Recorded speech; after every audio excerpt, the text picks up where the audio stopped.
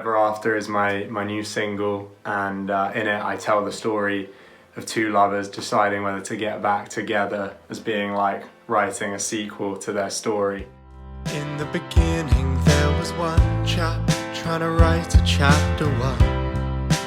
When she came along, Decided to dip my toe in the water of graphic novels. A bit like a lot of my work, they're kind of media, because you have the visual elements, and the storytelling is 4 vlog book reviews. Enjoy. ever after. I have a deep interest in the impact of technology on our lives and how we can escape its tyranny. And 2 other people who have that interest are Anna Mill and Luke Jones, who did the story with Anna Mill, who then rendered it in the most incredibly beautiful artwork. So this is Square Eyes in a square book. And yeah, this is the back cover. Look, anyone who invents something really great has a moment where they think it's going to destroy the world. For the first time in her life, Finn is off the network. A few months ago, she was the inventor of a program so powerful, so unusual that she was untouchable, until she wasn't. Now she is locked out of the virtual systems that control society. Another woman is living in her apartment, living her life, and she can't remember how any of this happened. Meanwhile, people have started disappearing from the streets of the city, and the technology she created might be implicated. Square Eyes is a graphic novel about a future where the boundaries between memory, dreams, and the digital world start to blur. It's a kaleidoscopic mystery story which asks, in a city built on digital illusion, who really holds the power? What is weakness, and when is it most dangerous? So, I mean, wow, what a brilliant concept. And I borrowed this amongst a few other graphic novels, which all of my reviews live on italictype.com, which is an awesome product started by my friend Emily Ackler in Chicago. But this was my friend Jan Mooring, who recently invited me to join the Winchester Waterstone Sci-Fi Book Club.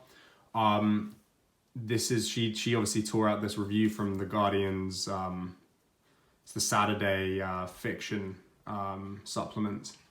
And yeah, the review's spot on, to be honest. Like, go look at The Guardian's review if you want a good review. It's better than anything I could say about it. They capture it really well. But I just wanted to show you guys, just seeing as I had this set up for a video, just some of the imagery in this book. I mean, firstly, like, this is like the imprint page or whatever it's called. Like, it has all of the information, like prints and bound in China, ISBN, but in just the most visually inventive way. I mean, Anna Mill is just brilliant. So, you know, if this hopefully tells you, if this is what they can do with like an imprint page, imagine what they can do with like depicting alternative realities, which is what it's all about, really. It's all about alternate reality. So I'll just give you a couple snippets as to like the contrast between the AR world and the real world. So this is a good example. In the AR world, people say, switch on the under the sea mode, it's super stupid, right? So then they switch it on, and then you know, the character appears in like Maui like aesthetic, right? What's interesting is the reason I wanted to do this review after, you know, talking about first week flip phone and going into it, is because she essentially has it enforced on her. Like, first week flip life, like, it's black and white because she's not on the internet, she's disconnected. And it's just so fascinating the way that it's like the visual contrast between, like, there's about 7 different like visual aesthetics, all related to how deep she is in like around people or deep into the technology. I mean, in that sense, it's a little bit similar to Traffic by Steven Soderbergh, with the 3 different color filters that he uses for the 3 different like story arcs. But these guys have about 7 different ones for different sort of relationships with technology and society. I mean, some of this stuff is quite abstract, like because she's a developer, she gets really abstract into like this invented language called like Voynix. So this is some like the abstract Voynix interface.